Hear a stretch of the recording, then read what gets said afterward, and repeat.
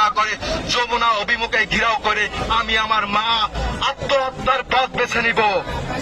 কারণ যদি সরকারি চাকরির টাকায় যদি আমি নিজে চলতে না পারি, আমার এই বৃদ্ধ মাকে যদি খাওয়াইতে না পারি, আমি আত্মহত্যার পথ বেছে নেব। এই দায় সরকারের নিতে হবে।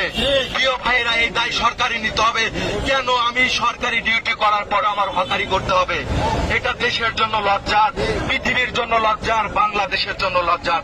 হাজার হাজার কোটি টাকা মানুষে পাচার করে নিয়ে যাচ্ছে, তাদেরকে কিছু বলতেছেন না। সামান্য আমাদের 10-20 হাজার টাকা বেসিক দিবেন, তাতে আপনাদের জৈলে জুড়ে সারখার হয়ে যাচ্ছে, তাতে আপনাদের মনে করেন একদম ফান্ড শেষ হয়ে যাচ্ছে। এই যে এরপরে যে বাংলাদেশ ব্যাংকের গভর্নর আমাদের বলে কি যে আমাদের যদি পিএসসিএল দেয় তাহলে পারা কিচ্ছু থাকবে না, বাংলাদেশ ব্যাংক খালি হয়ে যাবে। ওরে ভাই, 400 টাকা ওরা নেয় কি জানেন? 400 টাকা লাঞ্চ ভাতা নেয়। 400 টাকা আমরা বেতনও পাই না, তারা 400 টাকা লাঞ্চ ভাতা নেয়। এরকম